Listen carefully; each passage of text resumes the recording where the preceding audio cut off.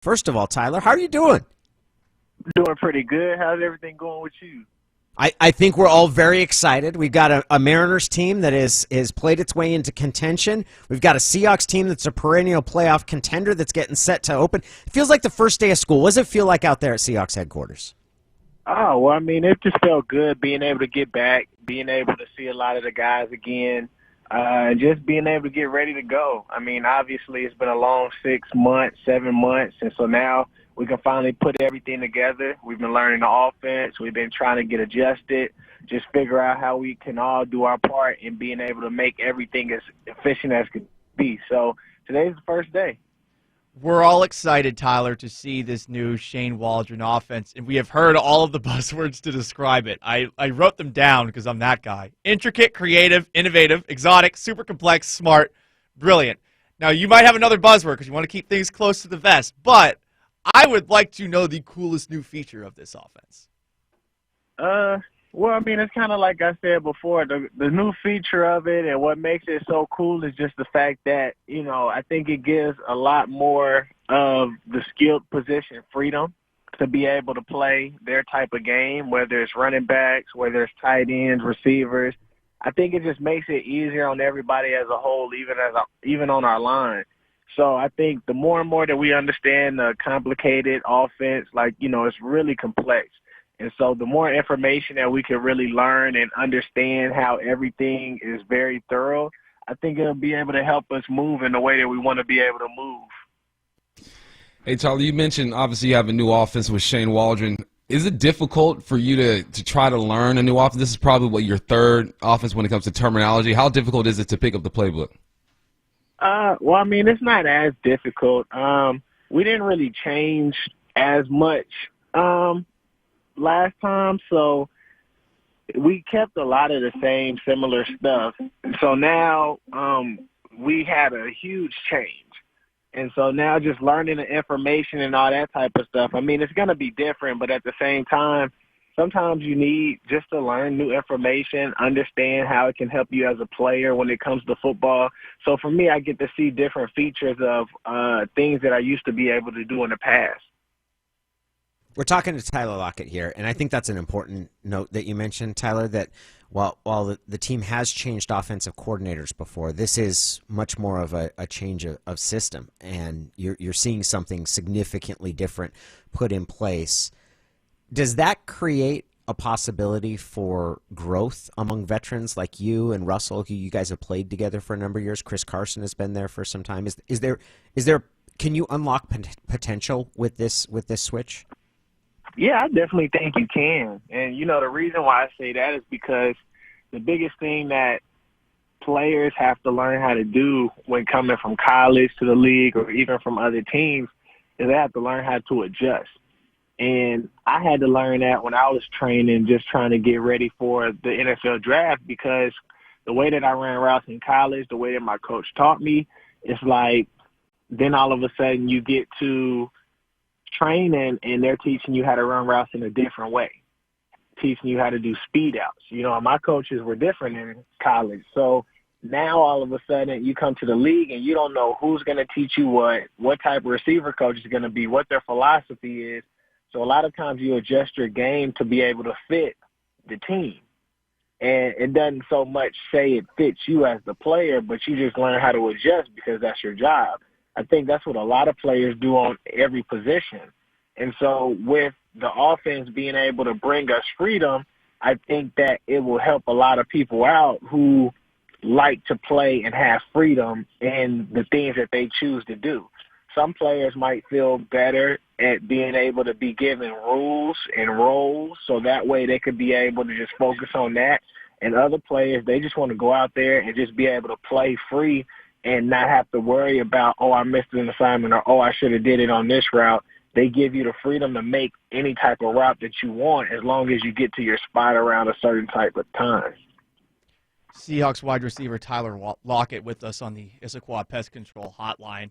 You were protecting the team last week, and look, I get it. The NFL offseason, it is kind of a big soap opera, especially for us, a soap opera for guys. So we're looking to discuss whatever we can over the course of the offseason. But when it comes to Russell Wilson, did you at least find it strange that through his agent, there was a list of teams that he would be okay being traded to if he were to actually be traded. I found it strange, at least. I mean, at the end of the day, all this stuff is a business. And so, for us players, when we come from college to the NFL, we choose our agents because our agents speak on our behalf. And so, for us, it's all about just being able to focus and play football. It's not about being able to get caught up in the business world. You know what I mean? So when you have somebody that's going to be able to go to bat for you, that's what they're paid to do. That's their job. So I think a lot of people just want us as players to be able to put ourselves out there and to say whatever they want us to really say. But, for us, that's not our position. You don't really see a lot of players out there trying to get their own marketing deals like that. You got a marketing team that goes out there and that speaks for people on your behalf. Sure, as a player, you speak your mind as well, but you have people that, work for you that are in those agencies or marketing firms or whatever, or PRs that's going to go out there and be able to, to speak on your behalf so that you don't have to put yourself out there. That's what a lot of our players do in the NFL or any type of sport or entertainment. Tyler, you're a humble dude, but there's no denying you and DK are one of the best duos in all of football. How often do you guys talk about this, and what's next for you guys? How do you guys continue to improve as one of the best duos in the league? We just continue to climb, continue to make sure that we're doing our part. The biggest thing is we understand that at the end of the day, we have to be able to be great at whatever it is that they have us do day in and day out, going into each game each week. So, for us, we don't try to get so caught up in being the best duo. That was probably something we talked about a while ago. And just being able to play together, we're like at a place now where we're just trying to continue to grow and just see how great we could be. Is he faster than you?